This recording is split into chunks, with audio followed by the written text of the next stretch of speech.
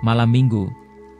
Di Bintaro, pasar malam jadi tempat orang ketawa, makan, dan bersenang-senang. Tapi, nggak semua yang datang ke sana adalah manusia. Ada sebagian pengunjung yang nggak pernah pulang. Malam ini, gue bakal ceritain sesuatu yang mungkin bikin lo mikir 2 kali sebelum mampir ke pasar malam. Jadi, kalau lo lagi dengerin sendirian, siapin mental. Karena cerita ini bukan cuma sekadar legenda. Selamat datang di Pocong Pasar Malam Bintaro. Gue inget banget malam itu, malam minggu di daerah Bintaro. Udara agak panas, tapi angin malam sesekali nyelip di antara keramaian orang. Pasar malam baru buka di lapangan dekat stasiun, dan seperti biasa, rame banget. Lampu warna-warni kelap-kelip dari tenda-tenda pedagang, suara musik dangdut dari panggung hiburan bercampur sama suara teriakan orang-orang di wahana biang lala. Bau bakso, jagung bakar, sama gulali nyampur jadi satu di udara. Gue dateng bareng Rian, temen gue dari SMA. Niatnya sih cuma mau makan sate keliling, jajan kue cubit, terus pulang. Tapi dari awal kaki gue nginjek lapangan itu, entah kenapa, gue udah ngerasa ada yang aneh. Bukan cuma karena rame, tapi lebih ke, kayak ada hawa dingin nyelusup di sela-sela suara musik. Lo tahu kan? Kayak tiba-tiba lo ada di tempat yang seharusnya rame, tapi hati lo malah nyuruh lo buat hati-hati. Pas kita lagi jalan di antara tenda-tenda yang penuh orang, mata gue nggak sengaja nyangkut ke arah ujung lapangan. Di sana, ada satu tenda kecil, berdiri sendirian. Lampunya redup banget, cuma kayak lampu bohlam tua yang nyala kuning pucat. Gak ada dekorasi warna-warni, gak ada spanduk rame-rame kayak tenda lain. Gue langsung nyolek lengan Rian. Lo lihat gak tenda ujung sana? Rian ngelirik sebentar. Iya, kok sepi ya? Padahal semua rame. Bukan cuma sepi. Tenda itu bener-bener kayak terpisah dari keramaian. Di sekitar situ gak ada orang lalu lalang, kayak semua pengunjung otomatis ngindarin tempat itu. Padahal, letaknya gak jauh dari jalur utama pasar malam. Pas gue perhatiin lebih dekat, gue lihat ada papan kayu kecil di depannya. Tulisannya cuma pakai cat putih, hurufnya agak berantakan, kayak ditulis buru-buru. Buka sampai tengah malam gratis untuk tamu pilihan. Gue sempet mikir itu wahana horor. Lo tahu kan, yang isinya lorong gelap, terus ada orang nyamar jadi hantu buat nakut-nakutin. Tapi kalau itu wahana, kenapa nggak ada suara apa-apa dari dalam? Dan kenapa nggak ada satupun yang masuk? Angin malam tiba-tiba berhembus kenceng, bikin lampu bohlam di tenda itu goyang-goyang. Bayangannya bikin bentuk aneh di tanah, kayak sosok orang tinggi yang berdiri bengkok. Gue merinding. Udahlah, nggak usah dipikirin. Kita makan aja dulu, kata Rian sambil narik gue ke arah tenda sate. Tapi mata gue masih sesekali ngelirik ke arah tenda itu, yang bikin gue makin gak enak. Gue ngeliat kayak ada orang duduk di dalam. Cuma siluetnya yang kelihatan, kecil, bungkuk, dan kayak lagi nunduk. Dia nggak bergerak sama sekali. Bahkan pas gue perhatiin lama-lama, gue mulai ngerasa dia malah ngeliatin gue balik. Gue buru-buru alihin pandangan. Suara musik dangdut dari panggung jadi kayak jauh banget di telinga gue. Keramaian pasar malam berubah jadi kayak gumaman pelan yang gak jelas. Semua terasa aneh, kayak gue udah masuk ke dunia yang beda dari pengunjung lain. Rian nyodorin sate ke gue. Nih, makan dulu. Perasaan lo aja kali. Gue cuma nyengir tipis, tapi dalam hati, gue tahu ada yang gak beres sama tenda itu. Dan entah kenapa, perasaan gue bilang, malam ini, kaki gue gak akan bisa sepenuhnya menjauh dari sana. Kita awalnya mutusin buat muter dulu, nyicipin jajanan yang ada, lihat wahana-wahana yang rame, dan sekadar nikmatin suasana. Tapi entah gimana, pikiran gue malah gak bisa fokus ke yang lain. Mata gue kayak punya magnet, terus aja nyari-nyari posisi tenda itu dari segala sudut. Dan anehnya lagi, meskipun tadi gue sama Rian udah muter lumayan jauh, tenda itu tetap aja kelihatan, kayak gak pernah hilang dari pandangan. Pas kita lagi jalan melewati area yang agak sepi di belakang wahana biang lala, gue sadar kaki gue otomatis ngarah ke situ. Gue gak bilang apa-apa ke Rian, tapi dari raut mukanya, gue tahu dia juga ngerasain hal yang sama. Sampai akhirnya, kita berdiri tepat di depan tenda itu. Dari dekat, kelihatan kalau tenda ini lebih kecil dari yang gue kira. Kainnya udah kusam, warnanya gak jelas antara abu-abu atau coklat kotor, dan lampu bohlamnya bener-bener cuma nyala setengah, bikin suasana di dalam kelihatan kayak kabur. Begitu gue melangkah masuk, bau aneh langsung nyerang hidung gue. Campuran antara anyir, kayu tua lembab, dan sedikit bau dupa yang udah hampir mati. Gue langsung nyapu pandangan ke sekeliling, isinya ternyata cuma warung kecil. Ada meja panjang di tengah dengan kursi kayu yang catnya udah terkelupas. Di pojok ruangan, duduk seorang nenek. Rambutnya panjang, berantakan, kayak udah berhari-hari nggak disisir. Kulitnya pucat kekuningan, matanya tajam banget, tapi bukan tajam marah, lebih kayak tatapan yang bisa nembus sampai ke isi kepala lo. Sebelum gue sempet ngomong, nenek itu tiba-tiba angkat tangannya pelan, nyeret 2 gelas es teh ke arah kita. "Gak usah bayar. Kamu tamu malam ini," katanya. Suaranya serak dan pelan, tapi entah kenapa kedengeran jelas banget di telinga gue. Gue sama Rian otomatis saling pandang. Kita nggak pernah bilang mau beli apa-apa, bahkan kita baru aja masuk. Tapi tanpa nunggu persetujuan, nenek itu udah geser 2 piring makanan ke meja depan kita. Gue mulai nyadar, makanan-makanan itu nggak biasa. Ada kue warna hitam pekat, kayak arang, tapi licin kayak dilapisi minyak. Ada sate dengan daging pucat hampir putih, dan baunya, gue nggak bisa jelasin, tapi bikin bulu kuduk gue meremang. Ada juga semangkuk sup yang kuahnya bening kehijauan, dengan potongan daging yang bentuknya nggak familiar. Rian ngelirik gue, terus dia nyengir kaku, jelas-jelas nggak nyaman. Gue mau nanya ke nenek itu ini makanan apa, tapi dia cuma nyengir pelan. Senyumnya bikin gue mual, giginya kuning, beberapa ompong, dan ada yang kayak patah setengah. "Jangan kaget kalau nanti lihat yang lewat," bisiknya. Dia ngomong sambil ngelirik ke arah pintu tenda, tatapannya kayak nunggu sesuatu. Suasana tiba-tiba jadi hening. Suara pasar malam di luar yang tadinya rame, mendadak kayak mengecil, jauh banget, hampir nggak kedengeran. Gue mulai ngerasa hawa dingin nyelusup dari bawah kursi. Gue nggak tahu kenapa, tapi perasaan gue bilang, apapun yang bakal lewat itu, bukan orang biasa. Dan pada detik itu, tangan gue yang tadi mau nyentuh gelas es teh, langsung gue tarik kembali. Gue nggak yakin, apakah minuman itu benar-benar untuk gue, atau sebenarnya untuk seseorang, atau sesuatu, yang belum kelihatan di depan mata. Sekitar 5 menit setelah nenek itu ngomong begitu, suasana di luar tenda mendadak berubah. Awalnya gue cuma dengar suara kayak banyak orang jalan bareng, langkah kakinya berat, nyeret, dan gak teratur. Beda sama suara pengunjung pasar malam biasanya. Dari nadanya aja, udah kerasa kalau ini bukan suara orang yang lagi santai belanja atau ketawa-ketawa. Perlahan suara itu makin dekat. Gue nggak tahu kenapa, tapi gue ngerasa napas gue mulai berat. Ada dorongan aneh di kepala gue buat nggak nengok. Tapi rasa penasaran gue malah lebih besar. Dengan gerakan pelan, gue putar kepala, dan apa yang gue lihat bikin darah gue berasa berhenti ngalir. Yang lewat di depan tenda itu bukan manusia biasa. Mereka jalan lambat, tubuhnya pucat kayak nggak pernah kena matahari. Bajunya compang-camping, robek di sana-sini, ada yang gosong kayak habis terbakar, sampai kulitnya melepuh. Beberapa wajahnya, bukan cuma pucat, tapi udah hancur. Ada yang matanya cuma tinggal satu, ada yang rahangnya bergeser kayak patah, bahkan gue ngelihat satu sosok yang separuh badannya bolong, tapi dia tetap jalan kayak nggak ngerasain apa-apa. Bau anyir langsung nyusup ke hidung gue, bercampur sama aroma dupa yang dari tadi samar-samar kerasa di dalam tenda. Gue refleks nutup mulut, takut kalau gue muntah di situ. Rian di sebelah gue jelas udah nggak tenang. Dia pucat banget, matanya melebar, dan kakinya kayak nggak bisa diem, goyang terus di bawah meja, yang bikin semua makin gila. Di luar sana, pasar malam tetap berjalan normal. Lampu-lampu warna-warni masih kelap-kelip, musik dangdut masih terdengar, orang-orang masih main di wahana, beli makanan, ketawa-ketawa, seolah-olah mereka nggak lihat apa-apa. "Rian, lo lihat nggak?" Gue bisik pelan, hampir tanpa suara. Rian cuma ngangguk, bibirnya kaku, jelas dia juga lihat hal yang sama.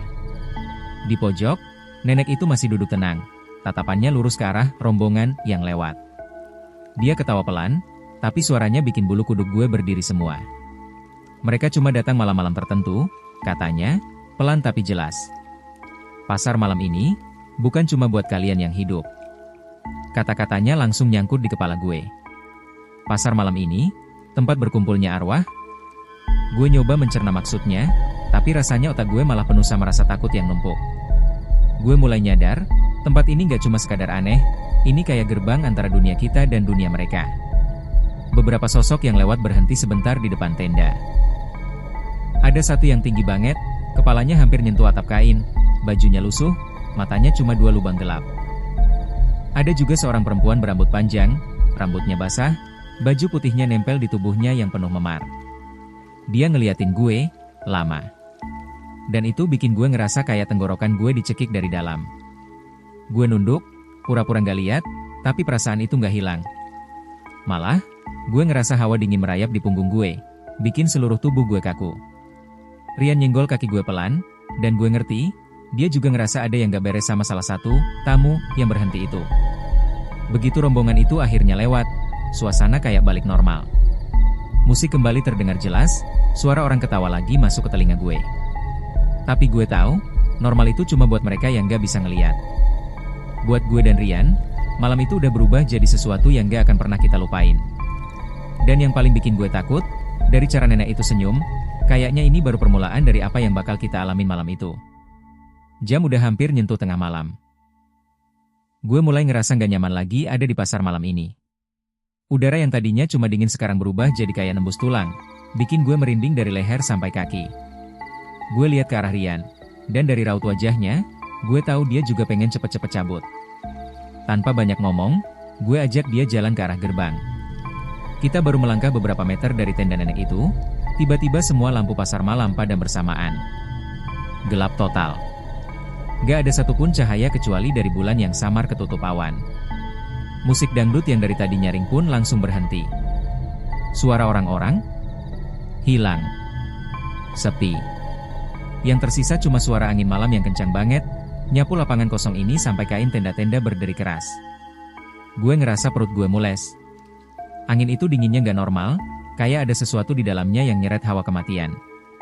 Rian berhenti jalan, matanya fokus ke satu titik di depan. Gue ngikutin pandangannya, dan waktu gue lihat, lutut gue langsung lemes. Dari arah gerbang, di tengah kabut tipis yang entah dari mana munculnya, ada sosok putih lompat-lompat. Suaranya nggak cuma duk, duk, duk kayak pocong biasa yang sering orang ceritain. Suaranya lebih berat, kayak setiap lompatan ngehantam tanah dengan kekuatan yang bikin udara di sekitar ikut bergetar. Begitu sosok itu makin dekat, gue sadar ini bukan pocong biasa. Tingginya hampir 2 meter, lebih besar dari manusia normal. Kain kafannya sobek-sobek, kotor penuh tanah dan udah gelap yang gak perlu gue tebak lagi itu apa. Di bagian wajahnya, kain kafan itu robek sedikit, ngasih lihat 2 mata merah menyala yang kayak nembus kegelapan malam. Dia berhenti tepat di depan kita. Jaraknya cuma 3 langkah dari ujung kaki gue. Gue bisa dengar napasnya berat, kasar, kayak ada cairan yang ngeluarin bunyi gurgel di tenggorokannya. Kepalanya miring pelan, gerakannya gak normal, dan dari mulutnya keluar suara yang berat banget, hampir kayak geraman. Kalian, sudah makan, di warungnya? Gue nggak bisa ngomong. Tenggorokan gue kering, jantung gue berdebar nggak karuan. Rian yang dari tadi diam tiba-tiba narik tangan gue kenceng. Lari, teriaknya. Gue nggak mikir lagi, gue langsung ikut lari bareng dia. Tapi setiap kali kita belok di antara tenda-tenda, pemandangannya selalu sama. Tenda nenek itu muncul lagi di depan. Kita belok lagi, tetap sama. Jalan lurus pun begitu. Rasanya kayak kita muter-muter di tempat yang sama, terjebak di dalam lingkaran yang gak ada ujungnya. Sementara itu, dari jauh, suara lompatan pocong itu makin dekat lagi. Duk, duk, duk, beratnya nyampe ke tanah, bikin kaki gue bergetar tiap kali dia mendarat. Nafas gue mulai sesak, bukan cuma karena lari, tapi juga karena rasa takut yang udah nyekik dari dalam. Di satu titik, gue nyadar kalau suara lompatan itu nggak lagi ada di belakang, tapi di samping kiri gue. Gue nekat nengok, dan pocong itu udah ada di antara tenda-tenda, ngikutin kita sambil ngelompat pelan. Matanya merahnya makin terang, kayak api yang nyala di dalam lubang kain kafan itu. Waktu gue sama Rian akhirnya nyoba berhenti buat ambil napas, suasana di sekitar malah makin gila. Semua tenda tiba-tiba ketutup kabut tebal. Lampu-lampu yang mati tadi nyala lagi, tapi warnanya aneh, kekuningan dan bikin semua kelihatan kayak dunia yang udah mati. Gue mulai nyadar, mungkin kita bukan lagi di pasar malam yang sama kayak waktu kita masuk tadi. Dan di tengah kabut itu, suara pocongnya terdengar lagi, lebih dekat, lebih berat, dan kali ini dia ngomong lebih jelas, kalian, belum, boleh, pulang. Gue udah ngos-ngosan, kaki rasanya mau copot, tapi gue maksa buat terus lari. Gue pegang tangan Rian erat-erat, kayak takut kalau gue lepas, dia bakal lenyap begitu aja. Gue cuma bisa nekat pejam mata dan lari lurus, gak peduli belokan atau jalan buntu. Angin dingin terus nyapu muka gue, Dan dari belakang masih kedengeran suara lompat-lompat itu. Berat, pelan, tapi semakin dekat. Gue nggak tahu udah lari berapa lama, tapi tiba-tiba, semua suara itu hilang. Gue buka mata pelan-pelan, napas masih ngos-ngosan, dan gue nggak percaya sama yang gue lihat di depan gue bukan lagi pasar malam. Nggak ada lampu warna-warni, nggak ada musik dangdut, nggak ada bau sate. Yang ada cuma lapangan luas yang tanahnya becek, kayak habis hujan. Lumpur lengket di sepatu gue. Bau anyir nyengat banget menusuk hidung, bau yang bikin perut gue mual. Gue ngerasa aneh, soalnya bau itu bukan cuma amis kayak darah, tapi juga ada aroma gosong, kayak sesuatu yang terbakar. Rian duduk di tanah, napasnya berat, mukanya pucat banget kayak nggak ada darahnya. Tangannya gemeteran, matanya kosong, dan bibirnya komat kamit nggak jelas. Gue jongkok di depannya, nyoba nepuk pundaknya. "Yan, kita aman kan? Ini udah di luar, kan?" Dia nggak jawab, cuma ngedongak pelan, dan gue bisa lihat matanya berkaca-kaca. Gue nggak tahu tadi kita di mana, katanya lirih, suaranya kayak orang yang baru bangun dari mimpi buruk. Gue lihat sekeliling lagi. Nggak ada jejak orang, nggak ada tanda-tanda kalau di sini pernah ada pasar malam. Cuma lapangan kosong, beberapa pohon liar di pinggir, dan sesuatu yang bikin gue merinding. Di sudut lapangan, gue ngeliat kain putih sobek-sobek tergantung di ranting pohon. Kain itu goyang pelan kena angin, tapi ada bercak gelap yang gue yakin banget itu darah kering. Gue nggak berani deketin, apalagi nyentuh. Besoknya, gue balik lagi ke daerah itu siang hari, nyoba nyari jawaban. Gue tanya ke warung kopi dekat situ, ngobrol sama bapak-bapak yang lagi nongkrong. Waktu gue ceritain soal pasar malam semalam, mereka langsung saling pandang, ekspresinya berubah serius. Salah satu bapak bilang, "Mas, pasar malam di situ udah nggak ada sejak 5 tahun lalu. Lapangannya udah kosong dari lama. Dulu sempat kebakaran gede, banyak yang meninggal, termasuk pedagang tua yang katanya bener-bener nggak mau ninggalin tempat itu." Gue kira itu cuma cerita buat nakut-nakutin, tapi dia nambahin, waktu kebakaran, ada satu mayat yang aneh. Katanya udah dikafanin, tapi nggak kebakar habis. Sampai sekarang, orang-orang percaya kalau pocong itu jaga pintu masuk buat tamu-tamu pasar malam yang udah pindah ke dunia lain. Gue cuma bisa diam. Semua yang gue lihat semalam langsung kebayang lagi. Lampu mati, jalan yang muter-muter, dan pocong tinggi itu. Sampai sekarang, setiap gue lewat Bintaro pas malam minggu, gue nggak pernah berani nengok ke arah lapangan itu. Gue takut kalau dari jauh, gue bakal lihat lampu pasar malam nyala lagi, dan di gerbangnya, ada sosok putih yang miring kepalanya, nunggu gue buat masuk. Saya Joe, dan ini adalah Radio Horor AI, tempat di mana suara-suara gelap tidak pernah benar-benar hilang. Matikan lampumu. Tapi jangan pernah mematikan kewaspadaanmu. Sampai jumpa di malam yang lain. Jika kamu masih di sini. Jika Anda pecinta horor sejati, subscribe sekarang dan nyalakan lonceng notifikasi agar tidak ketinggalan cerita terbaru.